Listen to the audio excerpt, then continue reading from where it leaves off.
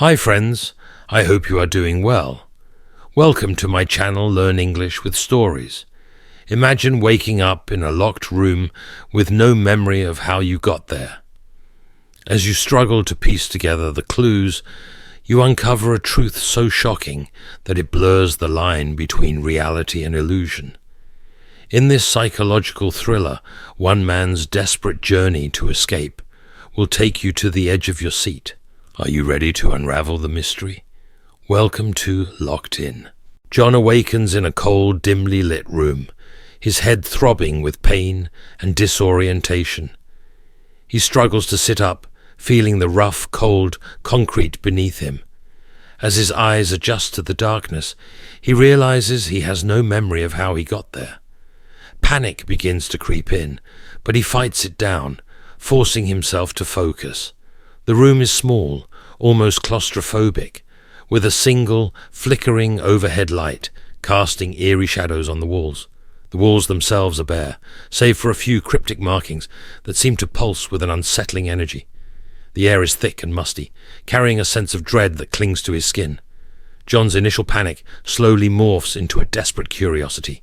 He pushes himself to his feet, his legs shaky but determined. He starts to explore his surroundings, his heart pounding with each hesitant step.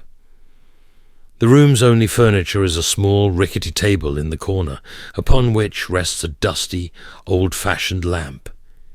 He reaches for it, hoping for some clue or comfort, but it's bolted to the table, immovable. On the opposite wall, he notices a small, rusty door, its handle tarnished and covered in grime. He tries to turn it, but it won't budge, as if it hasn't been used in years. Frustration bubbles up inside him, but he forces himself to remain calm, to think clearly.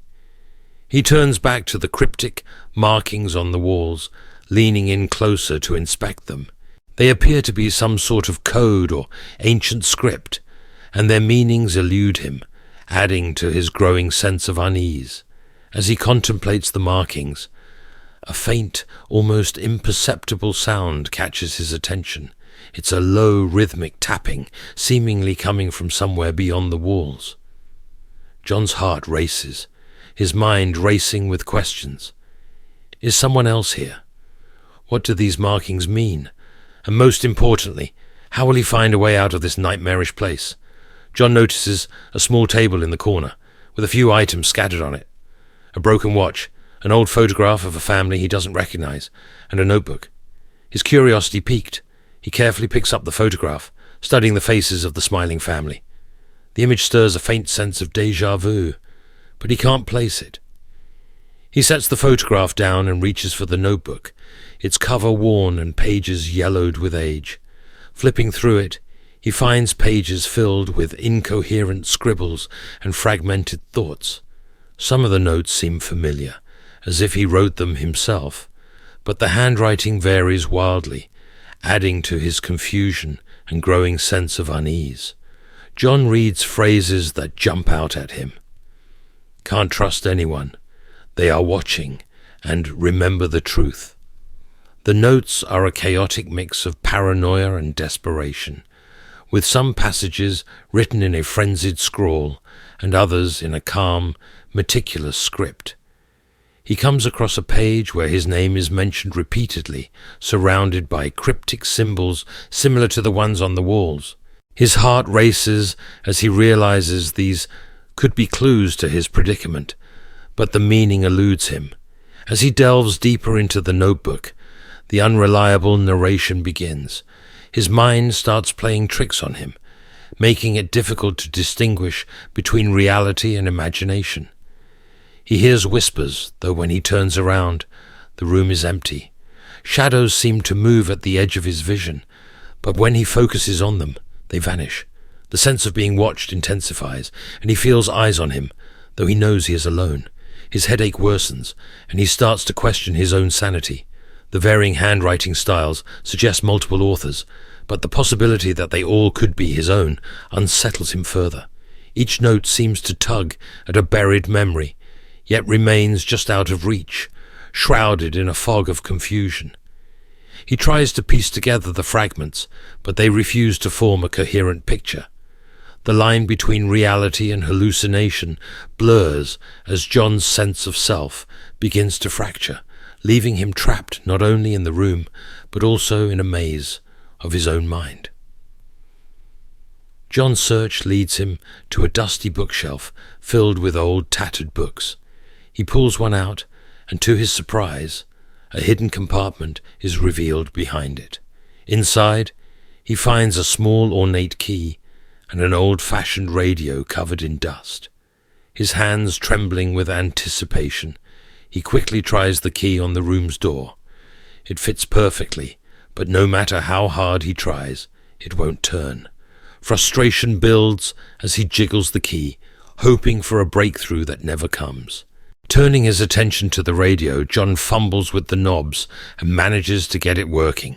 The device crackles to life, filling the room with static before a distorted voice begins to speak. The words are almost indiscernible, buried beneath layers of interference. Yet one phrase stands out clearly. "Remember who you are," the voice repeats, sending chills down John's spine. The phrase echoes in his mind, its significance both obvious and elusive. As he contemplates the message, he notices a faint noise coming from behind the walls, like whispers barely audible over the sound of his own breathing. Driven by a mix of curiosity and fear, John presses his ear to the cold, damp surface. The whispers grow louder, yet remain unintelligible, a maddening murmur that seems to pulse with a life of its own. His mind races with possibilities. Is someone watching him? Is this all part of a twisted game designed to break his will? The whispers trigger fragmented memories. A heated conversation, the face of a woman twisted in anguish, and a profound sense of betrayal that cuts deep. He tries to piece together the snippets, but they remain frustratingly disjointed. The room feels like it's closing in on him, the walls pressing closer as his paranoia mounts. He begins to question everything: the reality of his situation, the trustworthiness of his memories, even his own sanity. His own thoughts become unreliable, a chaotic blend of fear, suspicion, and confusion. The once familiar feel of his mind now seems foreign and hostile. Every shadow holds a threat, every sound a potential danger. He finds himself doubting the authenticity of his experiences, wondering if the whispers are real or a product of his deteriorating mental state. The distorted voice from the radio, the cryptic messages in the notebook, and the mysterious whispers all conspire to erode his sense of reality, leaving him stranded in a labyrinth of his own making. Determined to escape, John refocuses his efforts on the clues at hand. The photograph he found earlier begins to take on new significance. Under the flickering light, he notices faint, barely visible numbers and letters embedded in the image. Tilting the photograph at different angles, the hidden message becomes clearer. It reveals a set of coordinates. His heart races as he scribbles them down, suspecting they might point to a way out, or at least provide some answers. Turning his attention back to the cryptic markings on the walls, he examines them with renewed determination. After some contemplation, he realizes the markings are not random, but part of a larger coherent design. When pieced together, they form a detailed map of the room, highlighting a hidden exit. John traces the lines with his fingers, feeling a surge of hope. The map directs him to a specific spot he hadn't considered before, beneath the bed. He works feverishly, pulling the bed aside to reveal a section of the floor that feels different from the rest. His fingers find a loose floorboard, and he pries it up with a sense of urgency. Beneath it, he discovers a small locked box, its surface covered in dust and cobwebs. His hands shake as he retrieves the key he found earlier in the hidden compartment of the bookshelf. With a deep breath, he inserts the key into the lock, praying it will fit. It turns smoothly, and the box opens with a creak. Inside, John finds a single letter, aged and yellowed with time, addressed to him. The The sight of his own name written in a familiar hand sends a jolt through him. He unfolds the letter carefully, his eyes scanning the lines of text. The letter is from someone who seems to know him intimately, recounting details of his life and experiences that trigger a flood of memories. It speaks of a betrayal, of people he once trusted who have now turned against him, and of the importance of remembering who he truly is. The letter also contains specific instructions on how to use the coordinates and the map to escape. It explains the significance of the photograph and the markings, tying together all the clues he has encountered. The tension mounts with every passing minute as John processes this information, feeling a mix of fear and determination. He realizes that every second counts, and with a newfound sense of purpose, he sets out to follow the letter's guidance, hoping it will lead him to freedom and the answers he desperately seeks. The letter is from his wife, explaining that he volunteered for a psychological experiment to help cure his amnesia. She warns him that the experiment might alter his memories, creating false ones. The realization hits him hard. His memories are unreliable, and he doesn't know which are real. His desperation to escape intensifies, knowing he can't trust his own mind. As he continues piecing together the clues, he uncovers a hidden compartment in the wall, containing a syringe filled with a mysterious liquid. The radio crackles again, the voice urging him to use the syringe to find the truth. John hesitates, torn between fear and curiosity. In a moment of resolve, he injects himself, the world around him blurring and spinning. His vision clears to reveal a different reality. He is not in a room, but in a high-tech facility, monitored by scientists. The experiment was meant to test his resilience and perception, pushing him to the brink of madness. The true twist is revealed. He was a willing participant in a program to erase traumatic memories, but the process went wrong, trapping him in a cycle of false realities. The shocking climax unfolds as John realizes he must confront the scientists to regain his freedom and true memories. Armed with the skills and knowledge he acquired in the room, John meticulously plans his escape, carefully analyzing the facility's security protocols.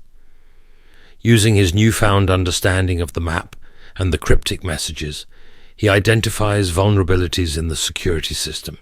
He navigates through the facility with calculated precision, avoiding guards and surveillance cameras, his heart racing with the tension of each close call. The final confrontation occurs in the heart of the facility, where the scientists monitor their experiments. John bursts into the control room, his sudden appearance catching the scientists off guard. The tension peaks as a fierce struggle ensues, with John using his resourcefulness and the tools he improvised during his confinement to outmaneuver his captors. His fight for sanity and freedom reaches its climax as he confronts the lead scientist, demanding the truth behind the experiment. In the chaos, John uncovers the dangerous secret. The experiment was designed to manipulate and erase memories, testing the limits of human identity and consciousness. The scientists reveal that every clue John found was part of their twisted test, intended to see if he could reclaim his sense of self despite their interventions. John's anger and betrayal fuel his determination as he realizes the full extent of their manipulation. In a desperate bid to shut down the experiment, John sabotages the facility's mainframe, triggering an emergency lockdown. Alarms blare and red lights flash, adding to the chaos. Amidst the turmoil, John manages to escape the facility, but the experience leaves him forever changed. The line between reality and illusion remains blurred, and he is left questioning the nature of his memories and identity. The psychological toll is immense, as John struggles to distinguish between what was real and what was fabricated by the experiment. As the psychological thriller concludes, John walks away from the facility, the weight of his ordeal heavy on his shoulders. His determination to reclaim his life is evident, yet an air of uncertainty lingers. He is haunted by the possibility that his memories could still be tainted, that the experiment's effects might never fully dissipate. Viewers are left with a lingering sense of suspense and intrigue, pondering the fragile nature of identity and the enduring impact of psychological trauma. John's journey is far from over, and his quest for truth and self-discovery continues, leaving the audience captivated by the unresolved mysteries of his mind. As John stumbles through the facility's corridors, alarms blaring around him, he feels a surge of determination.